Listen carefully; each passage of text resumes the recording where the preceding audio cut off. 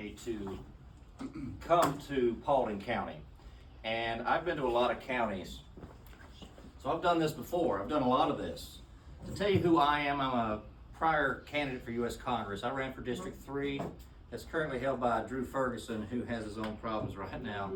But what I'm doing now is I am the president of Legacy PAC. That is a national level PAC where we are supporting the next generation of conservative leaders, Republican grassroots candidates who might have a great message but don't know how to get the message out, how to reach out to the people, and also vetting candidates so you can trust the endorsements that we make are America First candidates that are capable, willing, and have the integrity to maintain their character if they get to DC. So I'm here to speak about the election integrity issue. We have a lot of issues, and I could take all day and we'd have to order more meals to come in. But just on the issue of election integrity, a lot of the counties are looking to go to paper ballots and trying to figure out how do we do that. We don't trust Dominion. And a little bit more about myself, I'm a trial attorney, so if I get into a little bit of a lecture, seems like you're in law school, I won't charge tuition.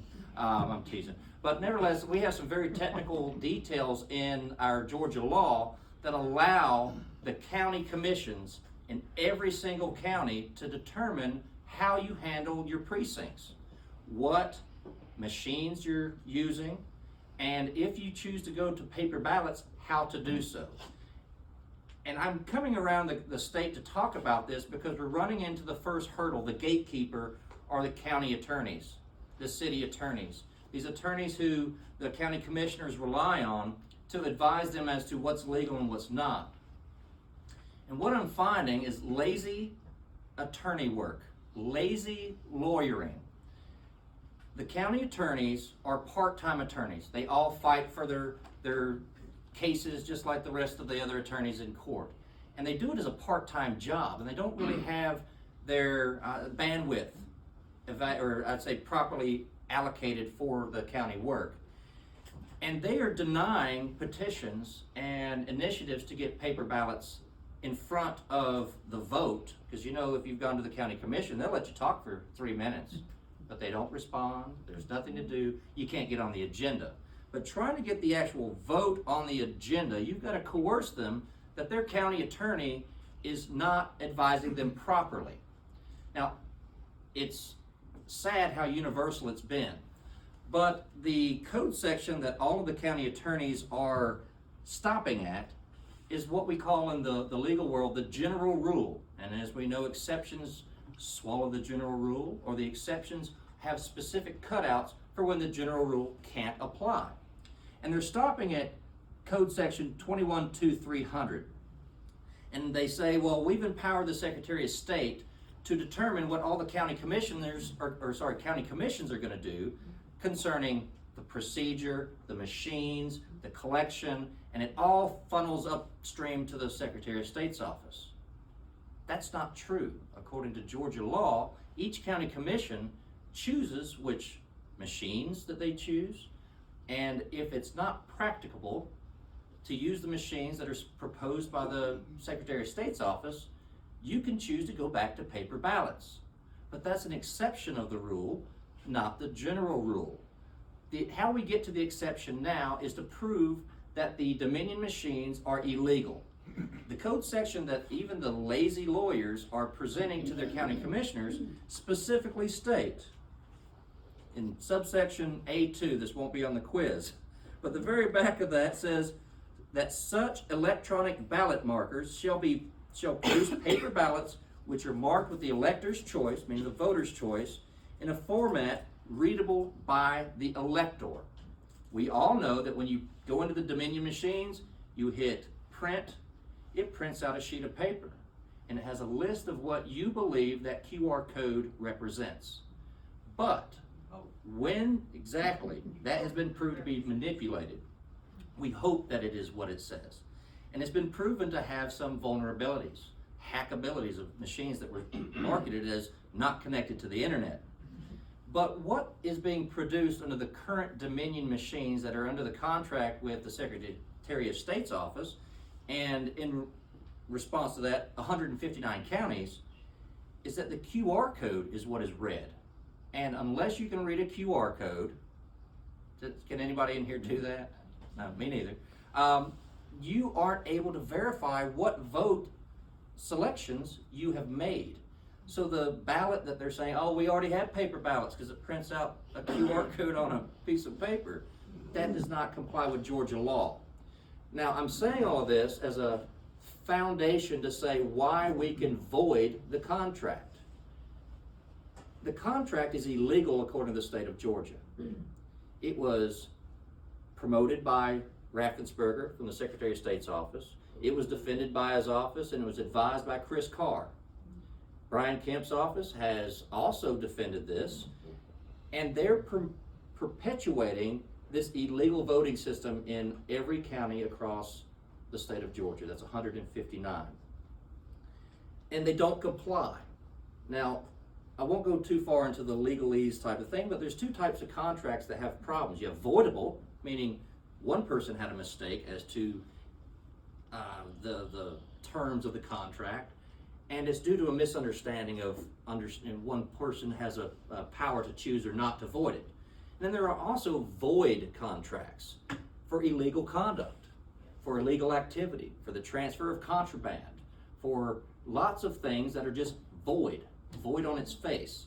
And the Dominion voting machine contract with the Georgia Secretary of State's office is void because it does not create a compliant ballot. Now, with that being said, how do we go about fixing that? Well, first we have to identify the duty of the Secretary of State's office, the Election Commission, the statewide, the countywide. And the duty is to provide free and fair elections that are transparent, that you can double check the count, you can verify. And right now the Dominion voting machines don't do that. Also part of the general rule code section I quoted to begin with, it requires every county to procure your own Dominion machines. The cost of those can be deemed impracticable. The function of them and not producing a compliant result can be deemed impracticable. And those are reasons why we need to get in front of the county commissioners and have them vote to get back to paper ballots. The beauty of the thing is we already have a code section that says we can do that. Even if we didn't, we could go back in time and go back to what worked beforehand. But last thing I'll talk about the Dominion machines, it requires, according to this code section, that a software package and updates and some sort of digital maintenance package be acquired by each county. Well, not even the Secretary of State's contract has a maintenance package. We found that the software is proprietary information that they won't even share with the government officials. So if they're forcing the counties to provide or to purchase with tax dollars coming from your neighborhood, your community, non-compliant machines, and that is leading to a non-transparent election, that's taking the rights of the people away from their vote. It's diminishing the vote of the legitimate votes, and it's inviting corruption. Anytime that you see something vague, a smoke screen, it's not for clarity. Clarity comes from transparency, a directness, a linear thinking pattern, and that's what we want to present. I've been working with the Paper Please group, and that initiative has a very simple solution. Every precinct has approximately 2,000 voters. That is an easy number of ballots to count in one day. We have gone through and watched in seminars how the 20-person staff could go through and count 2,000, if not 4,000 ballots within about 2 hours. And it's as simple as the scoreboard at the local middle school basketball court. You hit this team gets one, that team gets one. Yay or nay, yes or no. It's very simple. We can have oversight with one Republican, one Democrat, or whatever. We saw in the last election, where were the people watching the counting? They were hidden, ejected after the water main broke. As we know, that's nonsense. But the people who are supposed to be observing and monitoring these counts, recounts, were excluded from the process. And it was for the purpose of creating more vagueness. The problem with vagueness in voting is, one, your vote's diluted. Two, people that are new to the process of voting in political races, they're disenfranchised. You've heard it, my vote doesn't count. It doesn't matter what you do. And it goes beyond the couples that are one Democrat, one's Republican, canceling each other out. But because of the fraud, people are not inclined to go and vote or otherwise get information to support their vote. So Legacy PAC, what we're doing is going around to let you know who the candidates are. We're also going issue by issue to support the function of your vote. We've all heard the phrase, one man, one vote, right? That goes back to the Supreme Court. If you haven't heard that, that's a very core part of our American political history and jurisprudence. And even the Dominion sheet of paper that prints out that has what you read as your vote and the QR code validates that whole theory, because it's really two ballots. One that you can read and decipher what you believe or hope is in the QR code, and the QR code that has been deemed hackable. Now, Judge Amy Tottenberg released I believe it's the Haldeman report. I put an E in there. We were confused about that. Yes, the Haldeman report. And it was a sealed report that illustrated the vulnerabilities of the Dominion machines. It's falling on deaf ears. The media did nothing with it.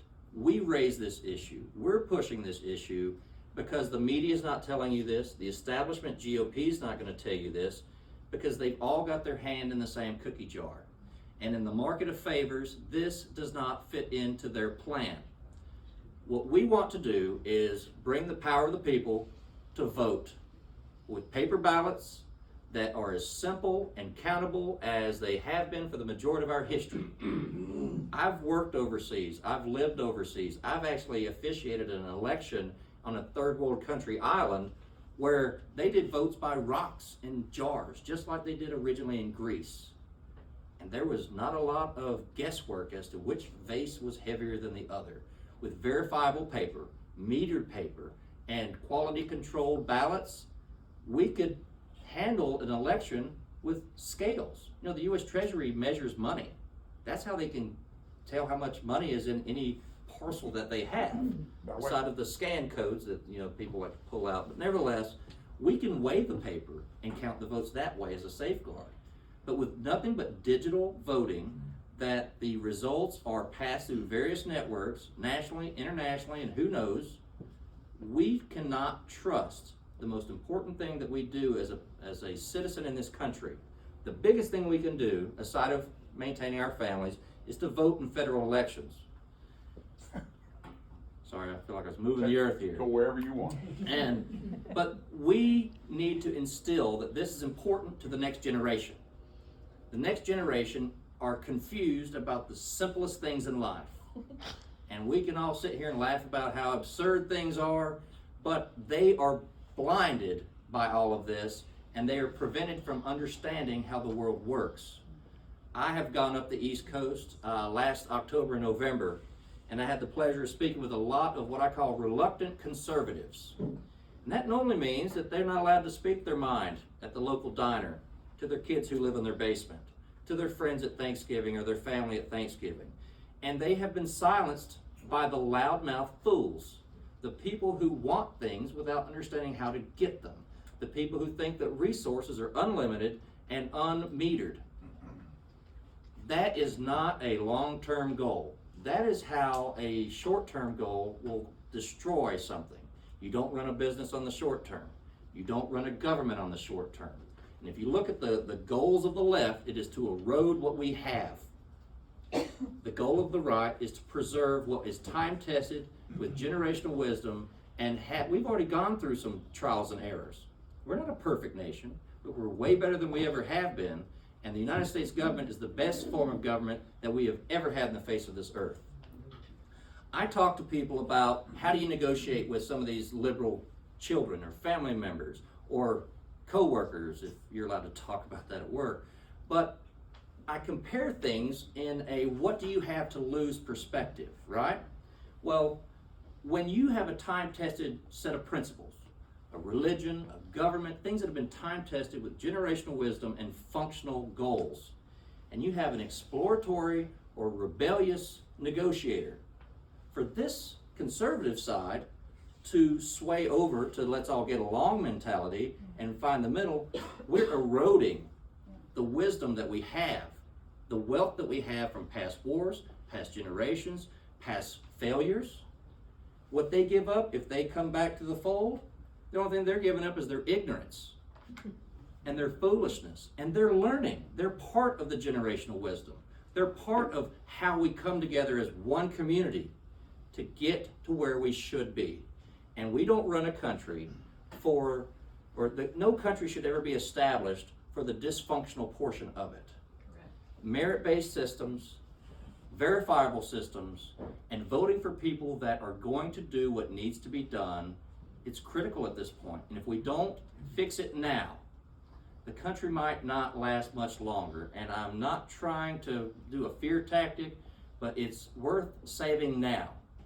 I don't know too much further how down the path of Bidenomics we're going to end up with before we're using Chinese currency. So that's my message, is we have an urgent message, and it can be a positive message. We need to get back to what makes sense and to call out these vagueness smoke screens that we see. We're getting hit with a lot of things with the Israeli-Palestine fight going on, and we're seeing even part of our own group, the Republican side, divided over things that shouldn't be divided. We need to know who we are and what we're going to do. The infighting is natural for the Republican Party because we're principled people. But we need to remember after the primary that we're all Republicans. We need every Republican vote. Even if someone's 45% Republican and 55% who knows what, we want their vote too. We need to get them to the ballot. So I ask you, on top of the tough love angle, as I've referred to as kicking your liberal, I watch my mouth, out of the basement, we also need to have the kumbaya amongst ourselves and not give the Democratic Party or the Uniparty any ammunition for them to use against us. So did anybody have any questions? I feel like I'm at lecture mode and I started pounding the desk and moving furniture. Yes, sir. Yes, I do. We got a good board of commissioners, the chair and the lawyer, and we've done what you said. We have spoke our piece. We had 100% audit and counted everything. But I guess the clout that we have to our attorney is hardly not. If I can set up an appointment with the county commissioner and our lawyer, would you go with me? Yeah, sure. I'll go anywhere. I'll set it up. I even went into New York on part of my trip. I got out quick, but nevertheless. Anybody have any other questions or comments? Yes, ma'am. There's a saying, Republicans run elections by elections, Democrats run generations for generations. With that said, any part of your plan is how you're gonna combat with the illegal immigration that's happening right now.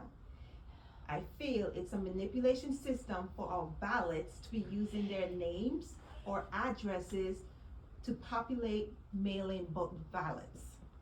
I really believe that's part of the game plan, because some states are already, or cities are already trying to get illegals to vote, but they always have a backup to the backup.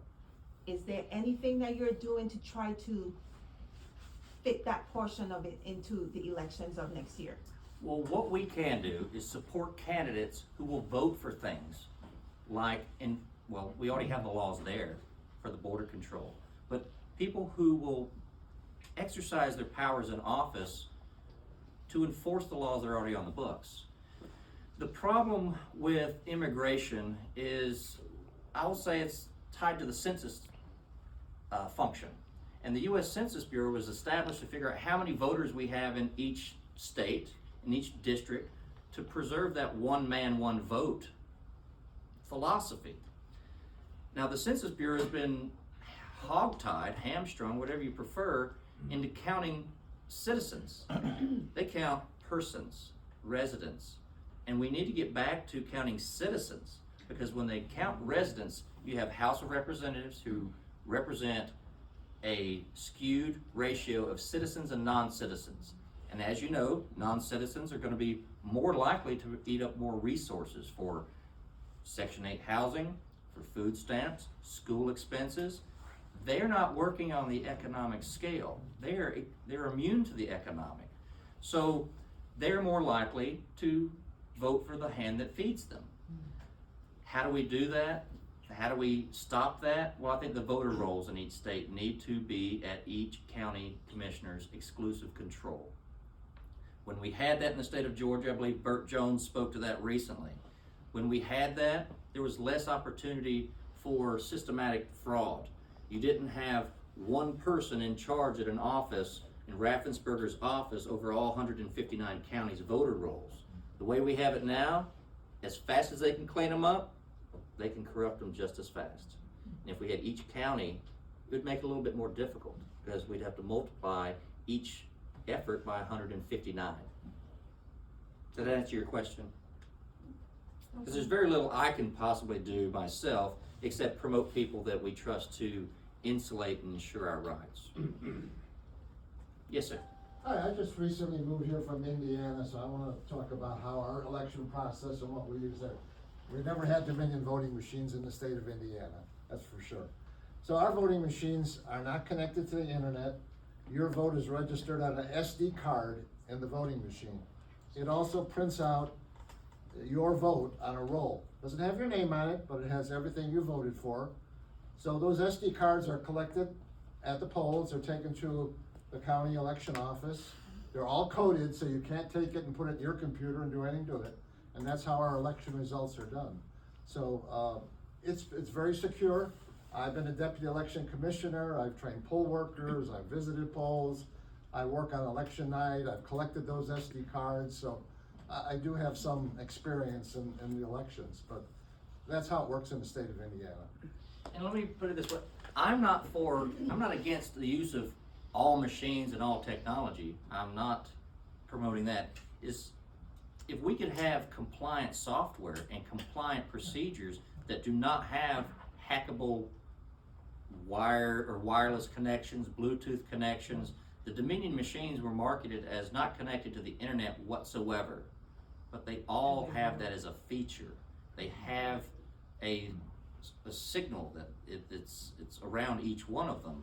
Now, if you have that as SD cards and it's physically transported, that's more akin to the paper ballots because it's not hackable.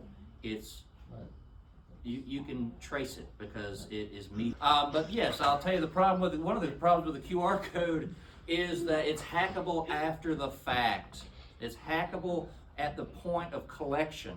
It's hackable at the point where it's sent to some controlled center, and then we don't know where it went. We heard stories of it going to Germany, the Vatican, whoever. They could hide the IP addresses to wherever it goes, and the problem is that the software is proprietary. They don't even give it to the Secretary of State's offices. So we're working for our votes to be collected for federal offices, one of the most important things we can do, and depending on machines that were created to steal elections. Now, I've spoken with a person who was hired back in the early 2000s specifically to draft software to steal elections. And when he brought it to the Democratic Party, their response was, why didn't we think of that first? And they're using very similar software according to this software engineer. So one thing that we're doing is we're trying to go around and bring this attention to not only the residents of the state of Georgia, but similarly to the residents of the state of every single state, every single county, every not province, but they have townships and other similar organizations to remind you that we are the powerful people. We, the people, have power over the public servants. And if we don't sit, thank you, if we don't stand up and remain sitting, they're going to take our silence as ratification, and they're going to continue down that same road. Did you have a question? I do. So you're saying, we are in charge of the how we vote and things like that, and getting together with the lawyers, and how can we make an impact?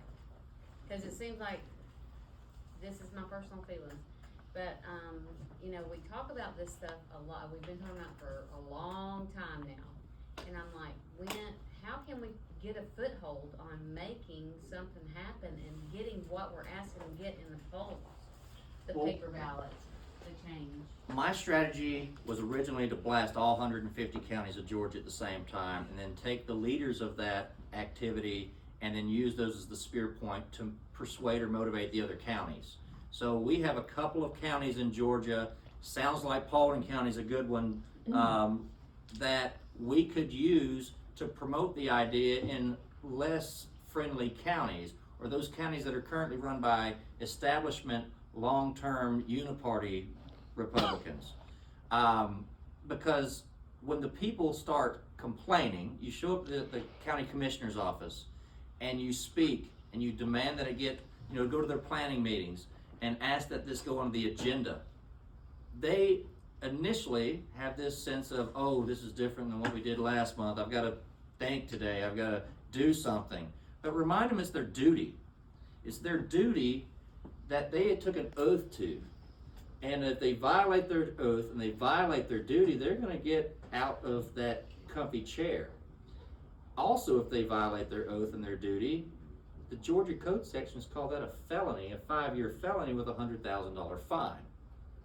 I don't like negotiating that way, but they need to be aware that they're subject to lawsuits by the people, and the counties can also sue the Secretary of State's office to stop this contract. So I think it takes a little bit of volume. It takes a little bit of putting yourself out there for criticism. And if you need any information, I have, even though I've kind of been using no notes, whatever, I have all this information available, and we've been working with other groups that we have a game plan, a rule book, or a plug and play book to how we get in front of the commissioners. Now, we can't get in between their ears and change their minds, but if they can't explain themselves as to why they want to maintain these machines, which are way more expensive than paper ballots, Yep. then you can vote them out. You can hold them accountable, and asking those right questions on public forums can make them look stupid. They Maybe typically that's don't what like we to do need, that. The right questions and things, cause I mean, I know a lot of people in here that have been really doing a lot of footwork on this. And unfortunately, it doesn't seem they're making any headway with it, because they just keep bumping into the spitting out of this law thing. The policy of no. This is, well, this is why, or it's their fault, or you gotta talk to this one, or that, it's always passing the buck, basically. Mhm. What about some kind of class action suit, that would cover all that? Theoretically, it sounds great. Logistically, a class action suit is going to take you 4 years. So by the time you get to the lawsuit on this, the courts can easily say the issue's moot because that election is long gone. That's the problem with political litigation. Yes, sir, I believe he was. How much longer do you anticipate that the old machines will be here? If it was up to me yesterday, we would have gotten rid of all of them and had a pile of these machines somewhere with some receipts and some refunds demanded. I can't forecast exactly when this will happen, but we're seeing, I believe it was West Virginia, came out and they're getting rid of all their Dominion machines. And Arizona. Arizona, good. So, in the meantime, that you got it, right? Until you save up enough money to leave your abuser, you gotta stash stuff away. So the currency in this specific situation would be a blockchain incorporated with the voting machine. I'm not sure I heard that it was a what? A blockchain. A blockchain. I think we don't have a viable alternative machine to swap in right now. Right. And some of the counties have tried to do this, let's fix half of it, let's cut it in half, and we'll try it out with this local election and see how it goes, and if we find something shady, then we'll vote on it later. The problem is that you're still using non-compliant software and machines, if they have a compliant machine that comes up that's verifiable and not hooked to the internet, and maybe SD cards on computers that have zero internet or closed circuit wired system to one SD card per precinct, For voting. I'm fine with that. I think most people would be fine with that. But what we see is not an explanation from Dominion to state that the veracity is maintained. They won't even sell maintenance packages to the counties or the states.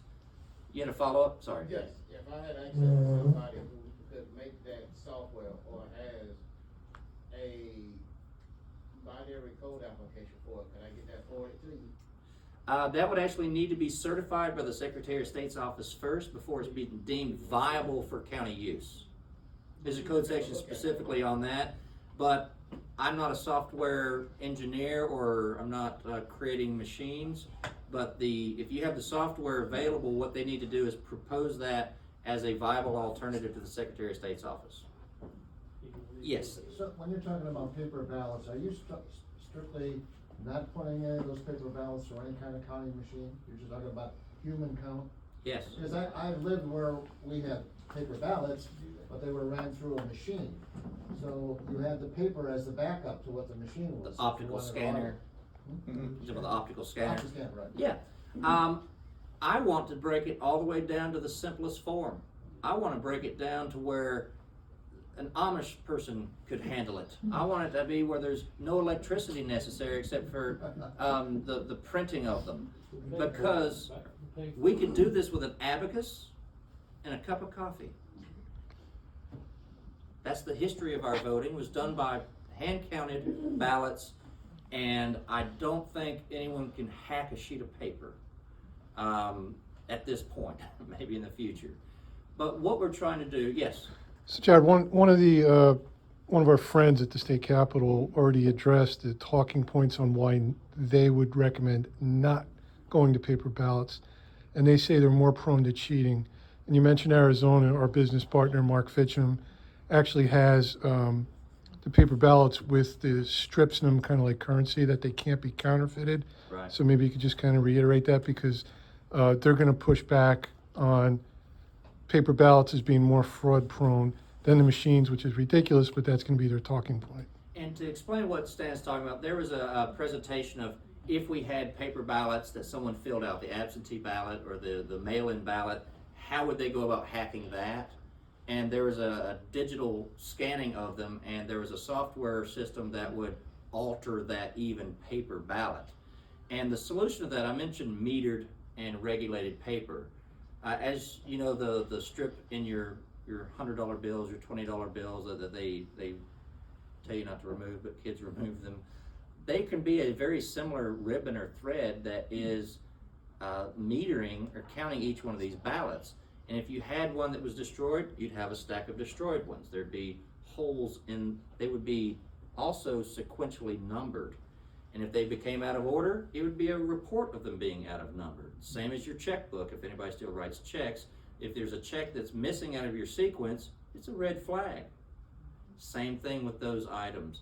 And eventually, if we get to that type of metered paper, or we've even proposed a watermark that's non-visible, or whatever we can do to insulate those physical ballots, that's the first step.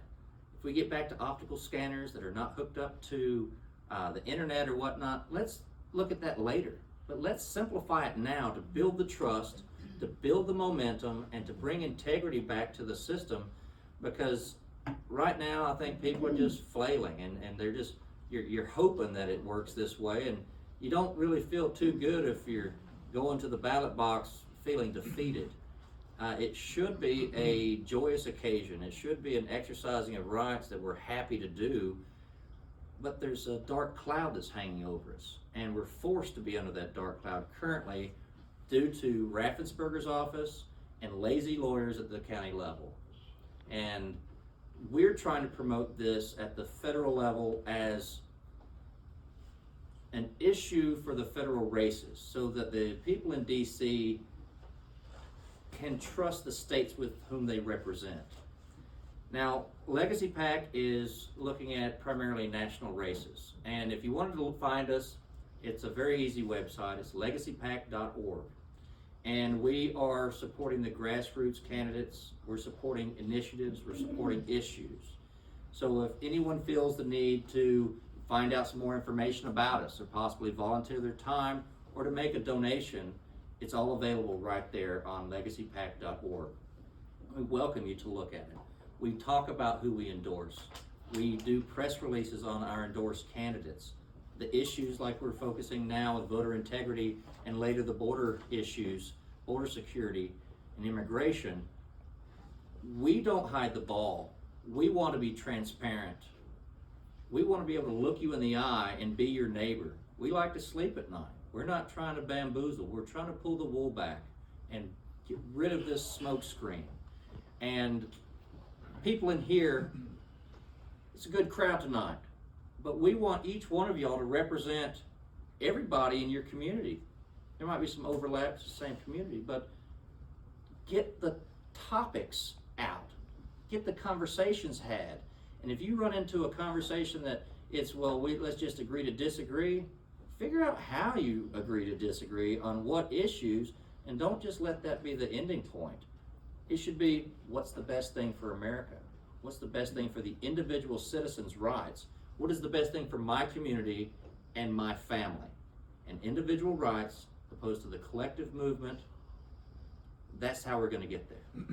So that's what we're doing at Legacy PAC. We're happy to announce endorsements of good people, good men and women, good patriots that are aiming to fight for this country, to save this country. Did anyone have any other questions? One more, if you don't mind. We've done a lot in this county. I think this county would be a good prospect for you.